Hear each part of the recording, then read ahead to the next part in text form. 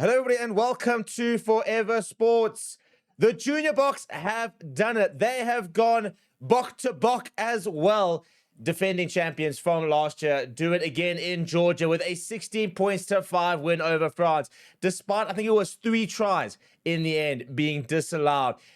But too much for the French, and the dominance continues. The South African dominance continues. And this is a Junior Boks side without Vusi Moyo and Jaco Williams, who are playing for the Springboks today, made their debuts down in Durban. No Riley Norton as well, withdrawn from the squad and then got injured. So not even the strongest that the Junior Boks could have been, missing some key players, but they get the job done. And it's another special generation coming through. The likes of Yakin Ahmed, Marcus Muller, Ethan Adams, Treswell Jooste has gone back-to-back himself.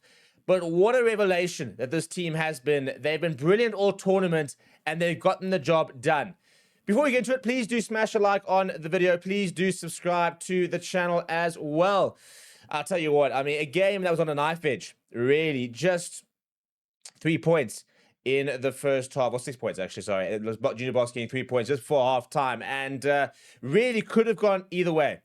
And it was going to be an interesting sort of see exactly how the Boks approached that sort of second half, because they were finding a bit of progress, but not really managing to get the kind of progress that they would have liked in the form of being able to score tries and get over the line. And I think, you know, there was a lot for them to contend with. And the second half, they just clicked into a gear. What for me was almost equally as impressive as you know, the 2 tries scored, and then the penalty was the defense. You know, there were some massive defensive sets where France were on the 5-meter line, putting it all onto the Junior Boks, but they absorbed the pressure and they held their nerve. And I think, you know, if you're Rassie Erasmus, for example, watching this side, you will have watched that and absolutely love the fact that they managed to get the job done and have been so dominant throughout the tournament. South African rugby, I don't think it's ever been in such a good position. And, you know, we're just suffering from success at the moment. But it just goes to show why the Springboks are so dominant, why Rassie has created this environment and then brought Kevin Foot back, and why SA Rugby are spending so much money on the various different performance programs, because the results speak for themselves.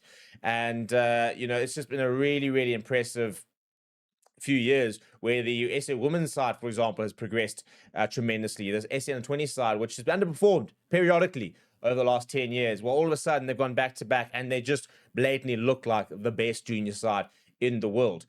Let's go look at some of the stats. So we saw 2 tries and some very big performances over there.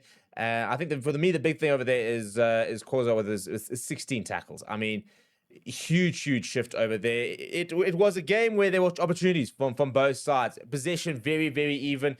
Lineouts sometimes not always as accurate as we'd like to be. Scrums, however, very good and very dominant. It was very much a South African performance, you know. Dominate up front, and then some pace, and more importantly, maybe some power within those backs. I mean, Marcus Muller, Ethan Adams built like forwards, really, especially Ethan Adams. I mean, he's short, burly, and will run over most. But I mean, Marcus Muller as well, very large and in charge type of player. And I tell you what, you know, Peter Step the Toy was speaking about the fact that the Junior Boks didn't look out of place in the Springboks side, and they're no longer Junior Boks. They're now full-on Springboks. There are players in this squad who are not far away from being ready for international rugby. And that's a scary prospect, considering how many players haven't even played for the Springboks in the last 3 weeks, the dominance the Springboks have brought. And we are really in the golden era of South African rugby, and we must enjoy it for as long as possible, because this doesn't come around all the time. And there's just some really good moments. If we look at some of the set pieces, again, looking good. France were under so much pressure that is where the discipline came in. Because I said it was quite even from a possession point of view, but when the Junior Boks, especially the last 20 minutes, where we had basically try after try disallowed, foot in touch, jumping over contact, you know, not quite being able to hold on to things. It was frustrating because we thought we had actually wrapped it up a couple of times. But we did get over the line eventually.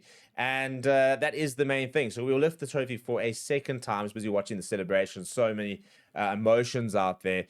And I think if you look, for example, at how many players are playing their first year and could be here next year, Ethan Adams, Marcus Muller, those two players, they could be there next year as well. You know, Yakin Achman could be there next year as well. You look at some of the players in the SA under 18 side coming through.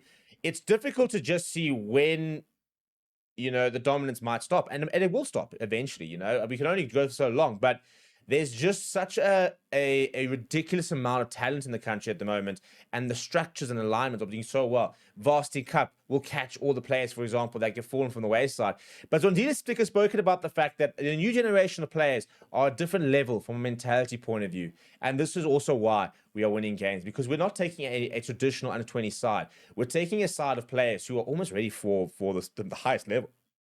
You know, Marcus Muller's played for the Stormers. And for many years, we spoke about the fact that a lot of our under 20 players weren't getting game time. They weren't playing as much as possible. We brought in more tours. We brought in, obviously, the Rugby Championship, which has been launched the last couple of years. And we're seeing, even like if you look at the Lions, for example, and the other sides, a lot of these under 20 players are getting more exposure at Curry Cup. So for all we keep saying, you know, Curry Cup, where's the value? Well, here's some of the value, because these players are getting those chances. And as I said, now we're seeing players going over to this under 20 championship at a different level to where they were previously. And it's been realized by the Bok coaches. And this is why not only do I think we could potentially go 3 in a row next year, but this is why the rugby factory has just never been in such a good place, you know. So it's phenomenal. It is absolutely phenomenal. What are your thoughts about the game? What are your thoughts about the situation in SA Rugby at the moment? Let me know down in the comments below. Smash a like on the video. Subscribe to the channel as well. Thank you very much for watching. My name is Steve, and I'll chat to you soon.